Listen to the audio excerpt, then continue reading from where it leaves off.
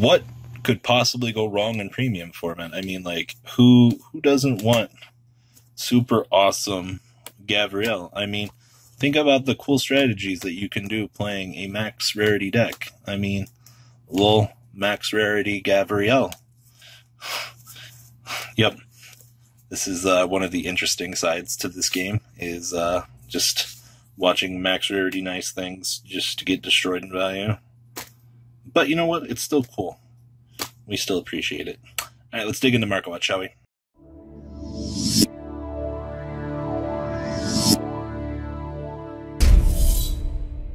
It is time to do Market Watch. And I must say there were some interesting things I've been kind of noticing going on over on the flip side of Japan and whatnot with the testing of their premium format.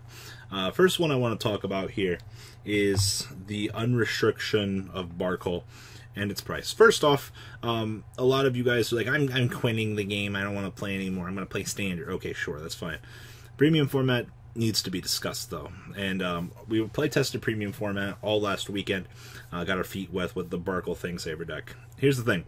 Barkle gives you a guaranteed Blaster Blade in the Soul, which is absolutely crucial to a lot of your combos. You're going to need to set up those Blaster Blades. Just set it up.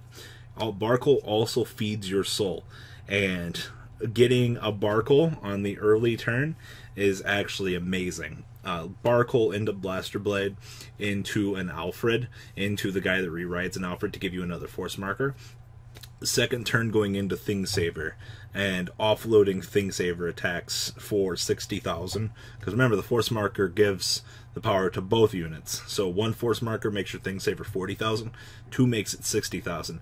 Especially if you have the ability to restand 3 times, you can kill your opponent on those 60,000 attacks, and that is absolutely ridiculous to me. But your cost of Barkle now, SPs you're looking at like $30. Regular Barkles you're looking at about 7, give or take. I'm kind of curious to know what Wingle Brave is tank to now. Wingle Brave SP still holding value too, 45 and 11. Damn. Moving on along here. Thingsaver. This is something else. I don't think a lot of you guys have really thought about this, and this is up to you. If you want to take advantage of some super cheap prices, go for it.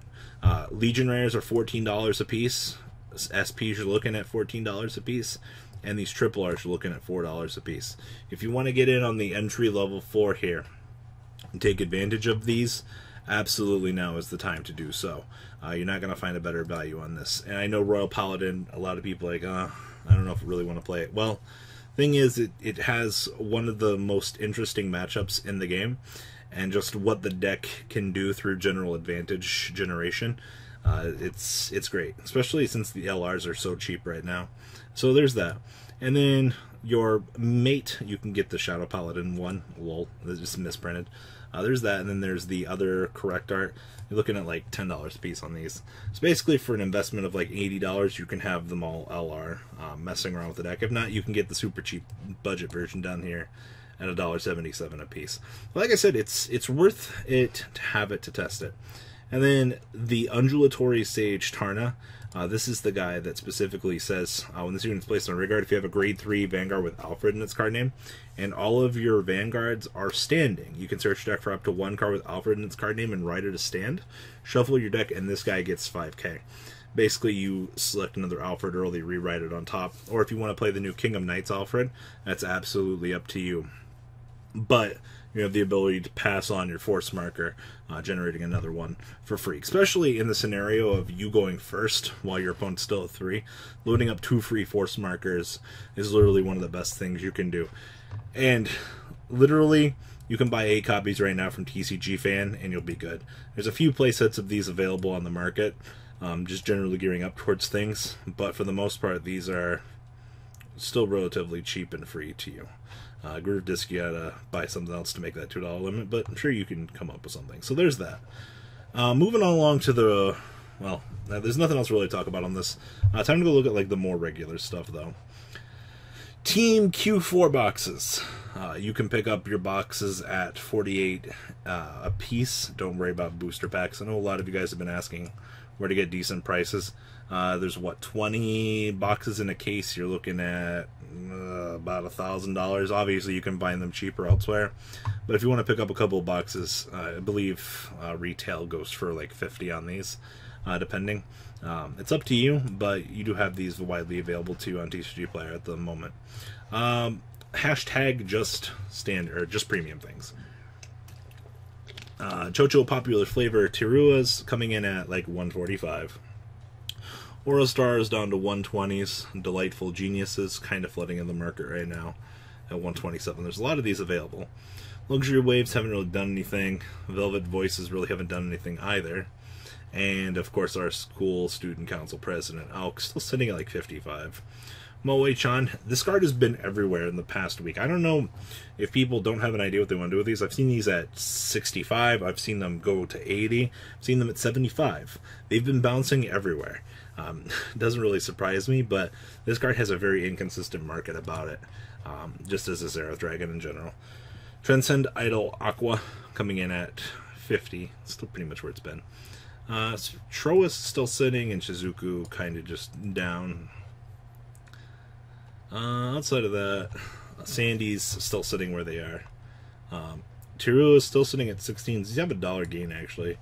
Regular Alks at $8. Delightful Geniuses. These are looking like they're starting to push down underneath 7. Melena's still holding at 7.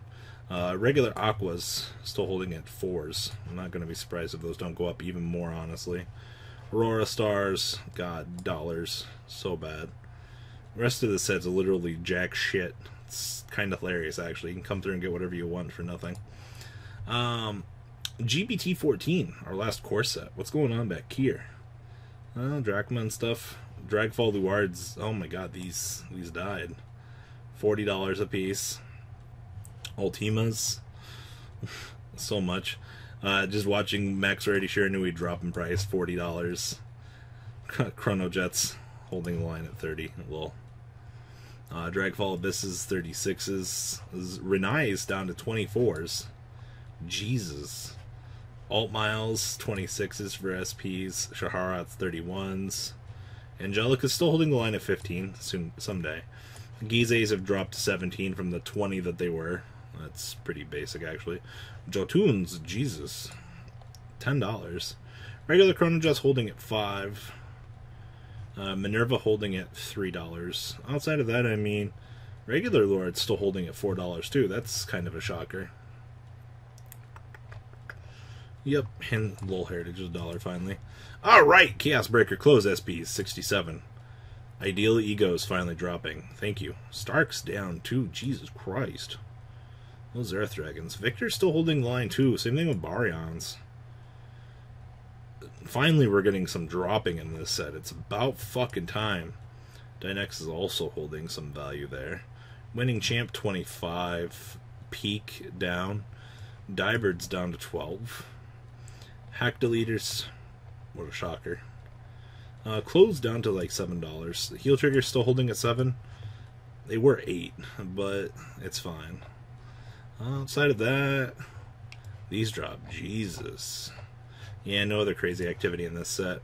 Boo Asha the set, still looking at 180 in Asha. So ridiculous.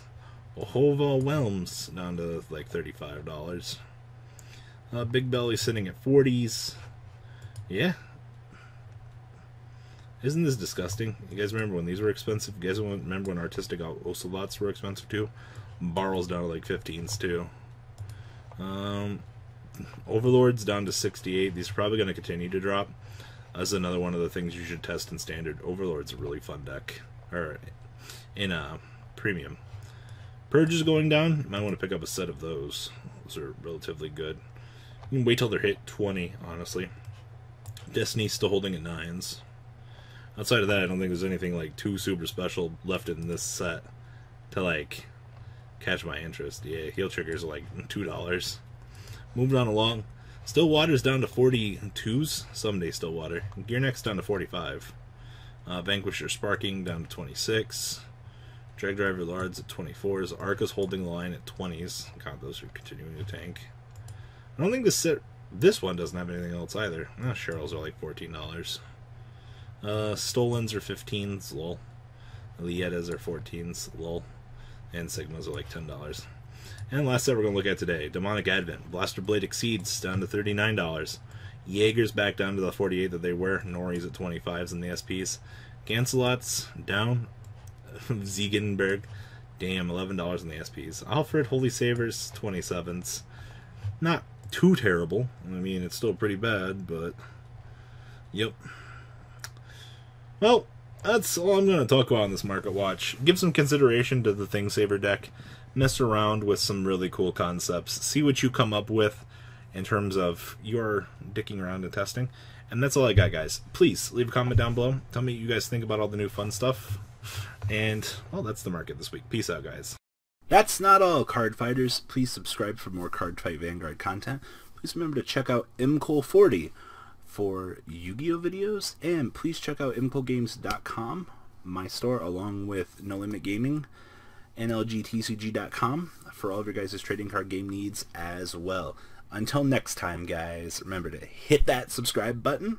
Later.